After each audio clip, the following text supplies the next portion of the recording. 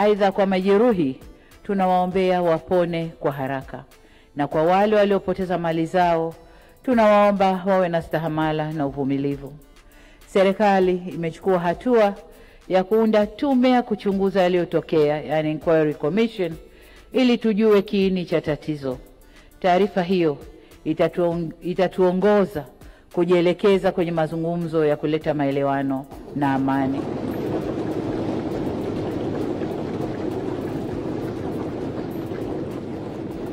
Mheshimiwa Spika, baada ya kueleza sononeko hilo, nijielekeze sasa kukupongeza wewe Mheshimiwa Musa Azzan Zungu kwa kuchaguliwa kuwa mbunge wa jimbo la Ilala na kupata imani ya waheshimiwa wabunge waliokuchagua kuwa spika wa bunge hili la 13. Ni imani yangu kuwa uzoefu wako katika bunge hili utakuongoza kusimamia utekelezaji wa shughuli za bunge kwa ufanisi mkubwa. Aidha, nitumie fursa hii kumshukuru kwa dhati Spika mstaafu Mheshimiwa Dr. Tulia Ackson kwa kuliongoza vyema bunge la 12. Serikali inaahidi kutoa ushirikiano wa kutosha katika utekelezaji wa majukumu ya bunge hili la 13. Kwa kauli hiyo hiyo, nimpongeze pia Mheshimiwa Daniel Baran Silo kwa kuchaguliwa kuwa naibu spika wa bunge hili. Aidha, nirejee pongezi zangu kwa Mheshimiwa Dr. Mwigulu Nchemba, Waziri Mkuu wa Jamhuri ya Muungano wa Tanzania, ambaye ameapishwa leo asubuhi. Niwapongeze pia waheshimiwa wabunge wote kwa kuaminiwa na Watanzania kuwawakilisha katika kazi adhimu ya kutunga sheria, kuishauri na kuisimamia serikali kupitia bunge hili la 13. Hongereni sana.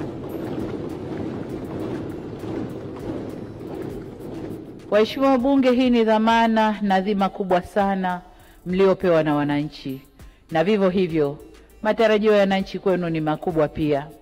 Matarajio yao ni kuwa mtatumia muda wenu mwingi kuwa na mijadala inayoakisi raha na karaha wanazoziona, na mtasimamia na kuishauri serikali ipasavyo juu ya kutatua changamoto zao, na kwamba wakati wote mtajielekeza kulinda maslahi ya wananchi waliowachagua na maslahi mapana ya taifa letu.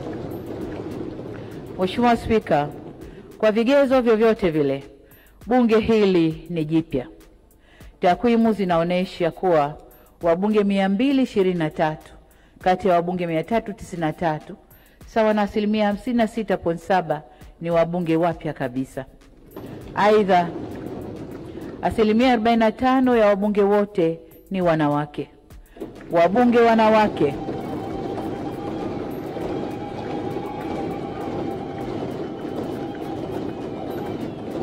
asante, hongereni sana wabunge wanawake.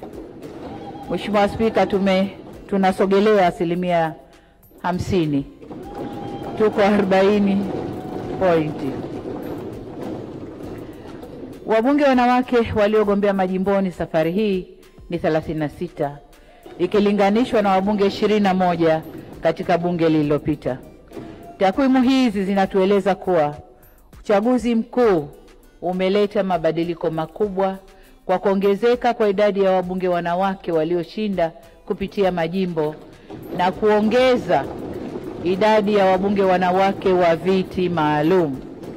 Mheshimiwa Spika, uchaguzi mkuu wa kuchagua rais wa Jamhuri ya Muungano wa Tanzania, rais wa Zanzibar na mwenyekiti wa Baraza la Mapinduzi, wabunge, wajumbe wa Baraza la Wawakilishi na madiwani ulifanyika tarehe 29 Oktoba mwaka huu nchini kote.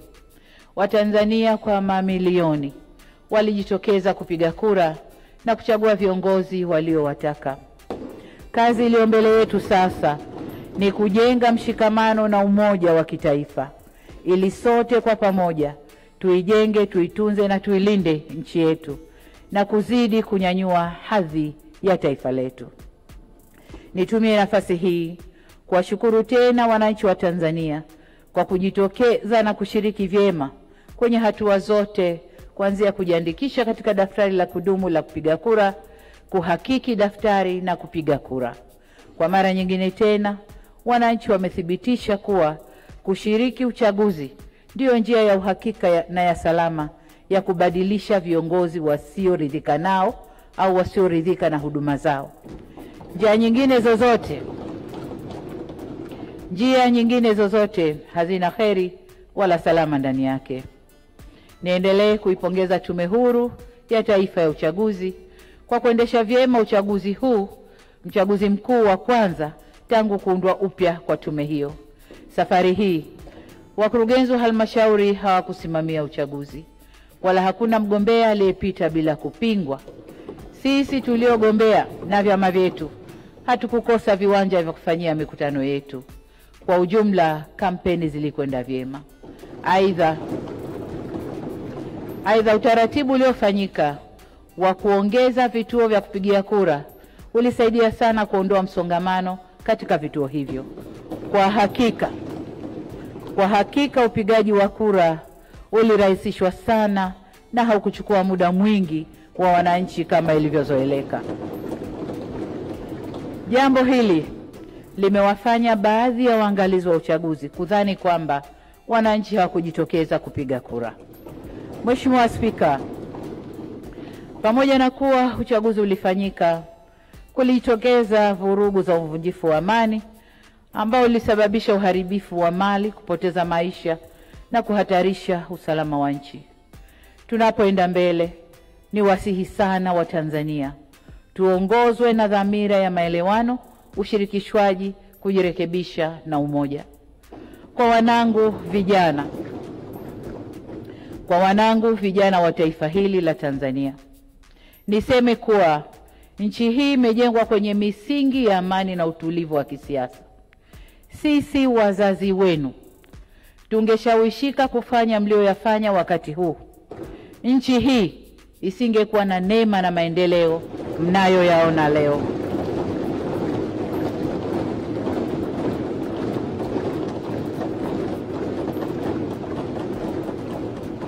Mheshimiwa Spika, nataka nirudie hilo kwa wanangu vijana wa taifa la Tanzania.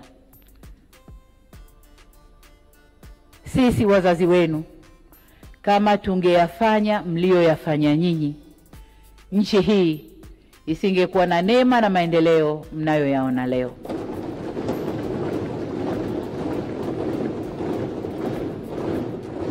Hivyo ni wasihi sana wanangu vijana wa Tanzania, nchi hii ni yenu. Kwa shida zozote zile zinazowakabili, msikubali hata siku moja kushawishiwa kuichoma nchi yenu wenyewe.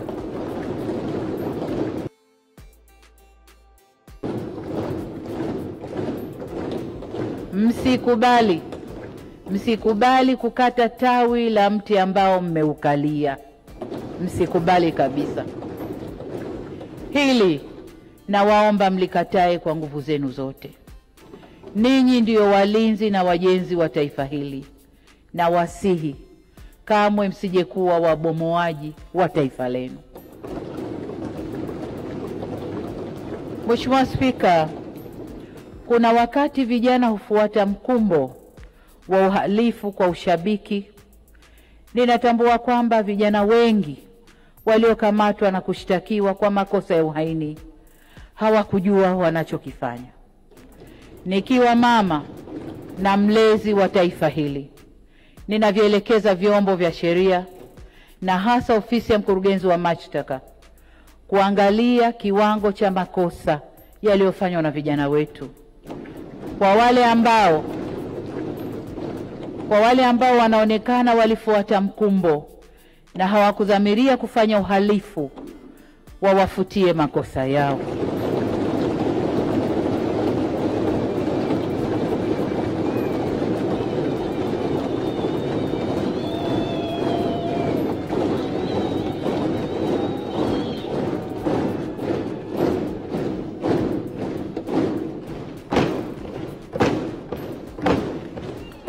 Asante waheshimiwa wabunge, nashukuru. Waheshimiwa wabunge, ukiangalia klipu zile za maandamano, unaona kabisa kuna vijana ambao waliingia kwa kufuata mkumbo. wanaimba kwa kufata ushabiki, hawakuwa wanajua wanalolifanya. Kwa hiyo kama mlezi, kama mama, ndio maana naelekeza vyombo vya ulinzi na usalama, hasa ofisi ya DPP, kuchuja viwango vya makosa, na kwa wale waliofuata mkumbo basi waseme nao kisha wawaachie waende kwa wazazi wao. Natoa msamaha huo kwa sababu hata maneno ya Mwenyezi Mungu katika kitabu cha Luka sura 23 mstari wa 34 yanasema, na hapa nanukuu, Yesu akasema, Baba uwasamehe kwa kuwa hawajui watendalo.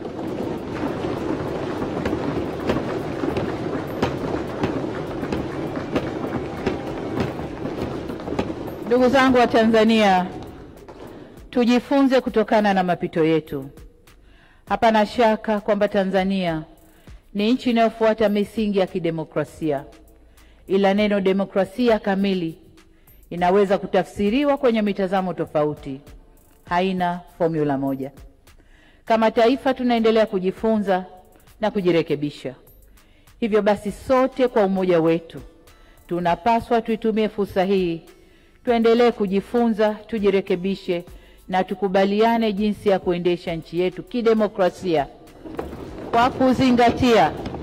kwa kuzingatia tamaduni, mila na desturi zetu na sio za kuletewa.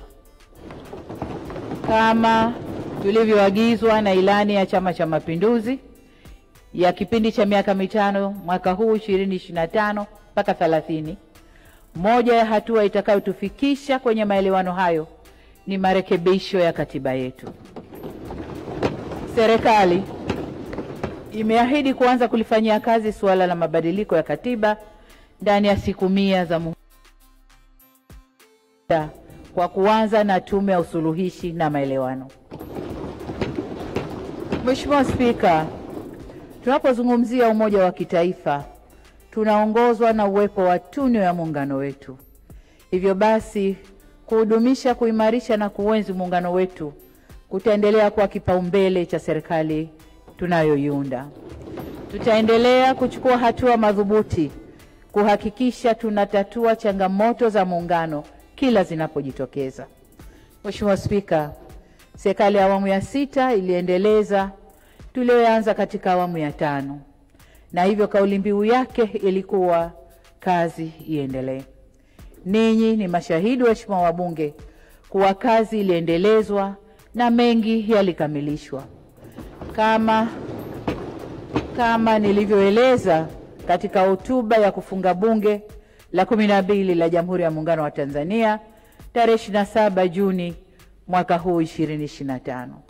Niwahakikishie katika miaka mitano ijayo tutalinda na kuendeleza mafanikio haya pamoja na kuleta mafanikio mengine na makubwa zaidi.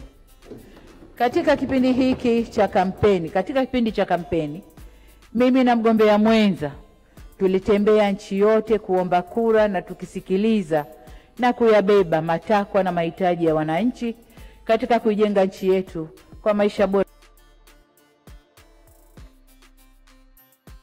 Tena dhamana ya kuongoza taifa letu, tajielekeza katika kutekeleza kauli mbiu ya kazi na utu, tunasonga mbele. Yaani kuhakikisha kuwa jitihada zozote tunazozichukua za kuleta maendeleo nchini zitalenga kuinua, kuongeza thamani ya utu wa watu wetu wa Tanzania. Sikiliza na kuelewa matamanio ya wananchi ya kupata serikali inayoshughulikia changamoto zao kama vile suala la gharama za maisha, kuongeza fursa za kazi na ajira ili waweze kujiendeleza.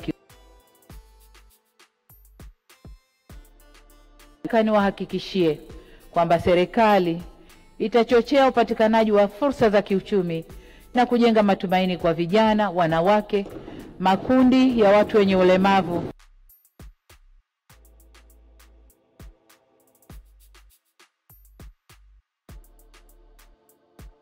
ambayo niliahidi wananchi kuwa tutaanza kuyafanyia kazi ndani ya siku 100 za mwanzo za kazi. Kwanza kabisa linahusu utumishi na utawala bora, nalo ni suala la uundwaji wa serikali. Niliahidi wananchi kuwa serikali nitakayoiunda itawajibika na kuendelea na mageuzi ya sera zinazogusa maslahi na ustawi wa maisha ya wananchi moja kwa moja. Hivyo basi ni lazima viongozi wa serikali kwa ngazi zote, kuanzia mawaziri hadi maafisa tarafa, wawe karibu na wananchi ili kuweza kufahamu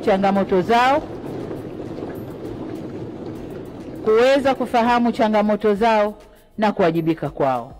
Kwa kuwa ahadi tulizozitoa ni nyingi, matamanio ni mengi, matarajio ni makubwa na muda wa kuyatimiza haya ni mchache, tutaongeza kasi ya utekelezaji wa mipango ya serikali ili tuweze kufikia malengo tuliojiwekea. Na yasema haya mapema kwa watendaji waliopo serikalini, na nimeona makatibu wakuu wako hapa, na wale nitakaowateua kwa ajili ya kujitayarisha kisaikolojia na kujipanga vyema kufanikisha malengo hayo. Wananchi wanahitaji mabadiliko chanya kwa maendeleo.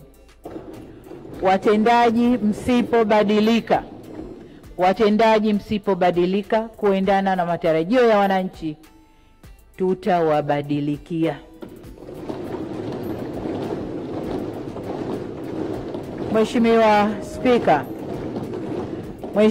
Mheshimiwa Spika, katika hotuba ya kufunga kampeni tarehe 28 mwezi wa 8 2025, nilitaja mambo ambayo serikali ingeanza nayo ndani ya hizo siku 100. Tuliahidi kutoa ajira kwa fani za sekta ya afya na elimu.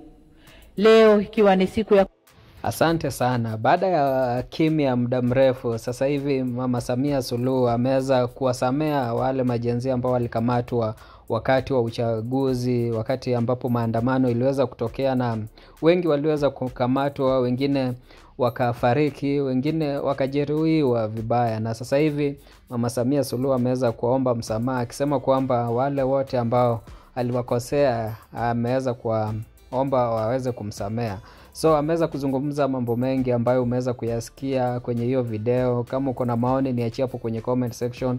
Kama hujasubscribe na kuomba uweze kusubscribe, finya notification bell, ndio wakati wote tunapata habari kama hizi unakuwa wa kwanza kuzipata. Sijui una maoni gani kuhusiana na alichozungumza Mama Samia Suluhu? Kama uko na maoni niachie hapo kwenye comment section. Sijui una maoni gani kulingana na alichosema, au sio? So asante sana kwa wakati wako, na kuomba uweze kufinya notification bell, subscribe, na yote tunasema asante kwa Mwenyezi Mungu.